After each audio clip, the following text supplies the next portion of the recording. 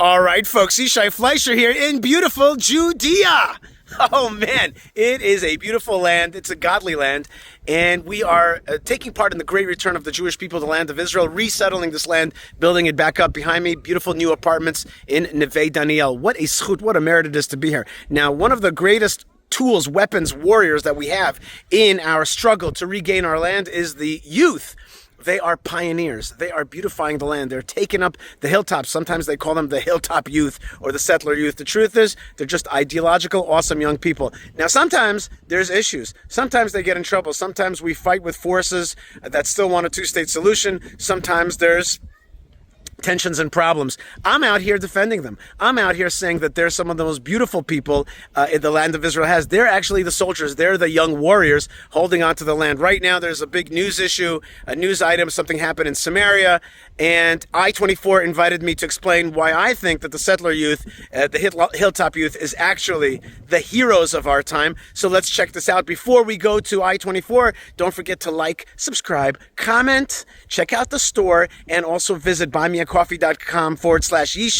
or fightforisrael.org so you could be a fighter for Israel like those amazing Hilltop Youth, so-called, I call them pioneering young people making a difference in Judea. Pioneering Judeans. How about pioneering Judeans?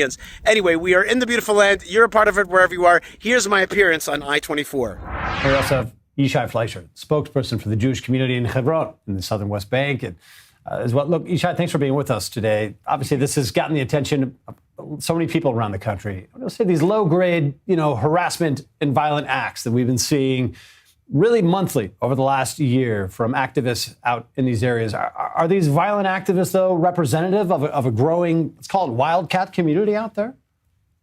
All right. So first thing is that in general, as a leader of the so-called settler movement, but really the resettler movement, the return of the Jewish people to the heartland of the land of Israel, we condemn vigilante violence. Period. That's it. There's no other word for that. At the same time, we have to be very careful. The story is not clear yet. There's a lot of distances, significant gaps between Army reports and the testimony of the people that were on the ground. There's really big differences. You're not showing the videos of the Army shooting over the heads of these 8 boys and the boys on the ground. And there's really very, very differences in testimonies. They got to remember also that the head of Israel's Shabak was caught on tape by veteran journalist Ayala Hassan saying that we should make up fabricated files and claims against this youth, and we should treat them like cockroaches and throw them into jail cells. And he has not been removed yet. So we know that there is a tendency within the Shabak, Israel's FBI, to create fraudulent claims against these guys. Well, Yishai, I want to address that. I hear the seeds of doubt that you're planting in here. Look, I've been there in uniform. I've been in these situations before. I know you too have a lot of experience on the civilian side and the Army side in these. I know how tense this dynamic can sometimes be, but it's most often not. And you started out by saying this is a community that's not resorted to vigilantism by and large at all. And that's something to be proud of. But I would even characterize that, this is an overwhelming goodwill among the residents out there towards the IDF. But here, in this case, there are a growing number of Israeli residents in Judea, Samaria, the West Bank, who are blaming the Army for this apparent downturn. It sounds like you are taking a bit of that as well. I am being cautious, and I recommend that the media be cautious as well. We just don't know the facts of this incident totally, and I'm just not going to throw in my hat into a witch hunt that's going to play into the hands of causing a distance between this amazing pioneering youth and the Army. We are all soldiers. I'm a soldier. Right.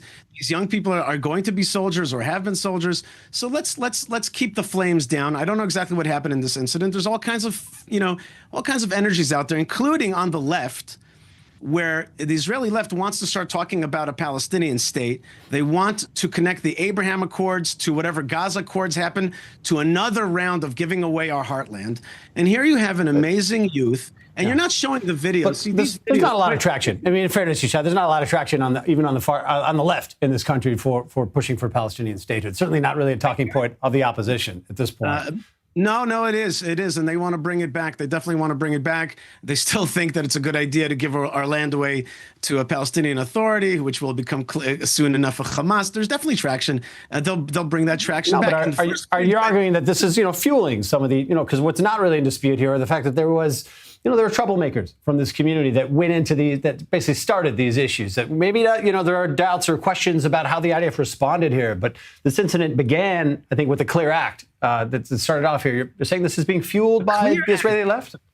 Well, what I'm saying is I'm sowing some doubt into what really is going on here. I don't know for sure. What I do know for sure is that there's a witch hunt against this so-called settler youth, what I call pioneering young people who have a strong ideology of the land of Israel. There are soldiers today. They're holding on to the land of Israel many times in conjunction with the big communities that they're next to. For example, here I'm in Gush Etzion. We have a community outside of Efrat that works together with our township in order to hold on to lands, because one of the greatest challenges that we face today is land takeover, squatting by so-called Palestinians. And there's these young people who have a great ideology. They're holding on to the land. They're beautifying it. So I am against the witch hunt against the so-called settler youth. They're beautiful youth.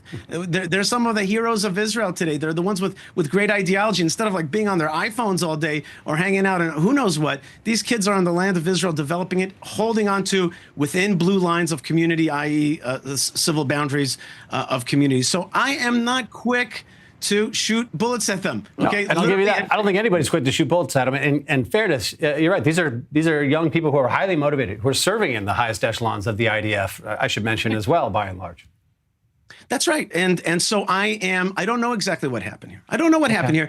And I say we condemn, if it's indeed vigilante violence, we condemn it.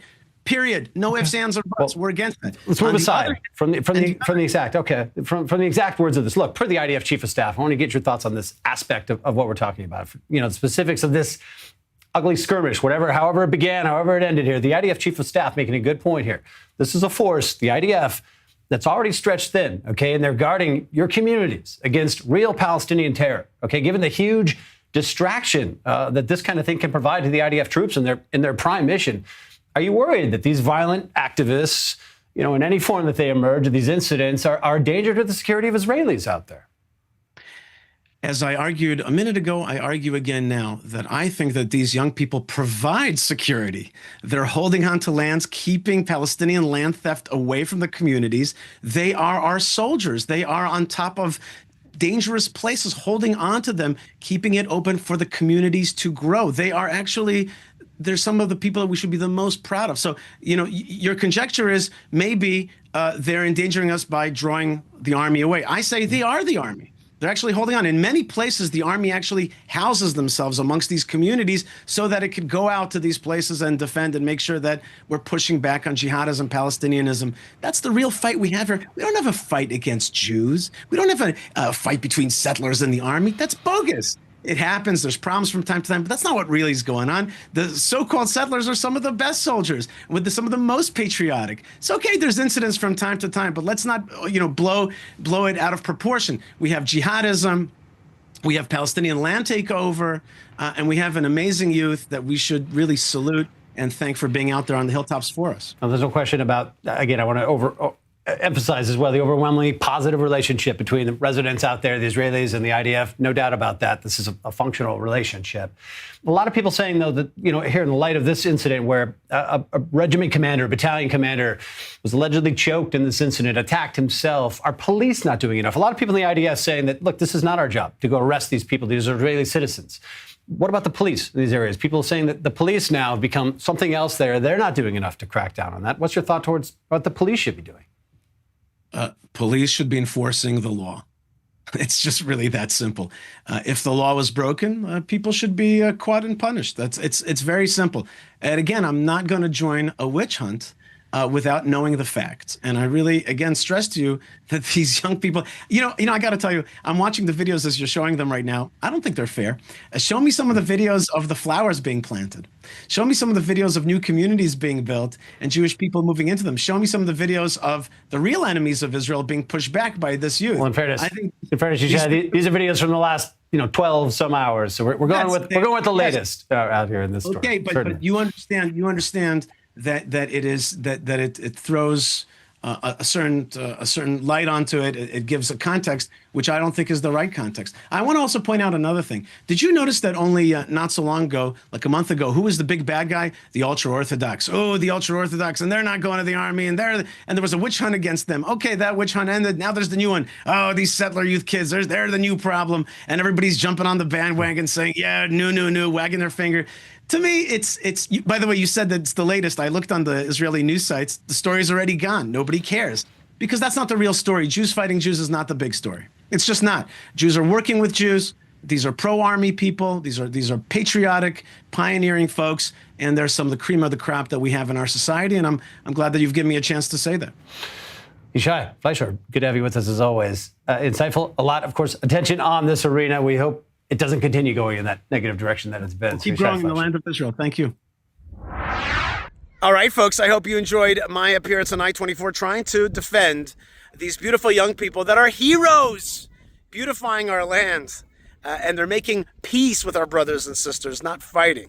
We love our army. We love our peoplehood. We love our country. We are patriots. We are pioneers. And we are part of something amazing. You're a part of it wherever you are. Don't forget to like, subscribe, comment. Check out buymeacoffee.com/Yishai. Check out fightforisrael.org because you're a fighter. And, of course, be part of this great land. Look at this. Look at this. Look at this. Look at this thing. What could be better than seeing this godly dream come to fruition and seeing this land flourish? God bless you folks wherever you are. Lots of love, lots of blessings, and shalom.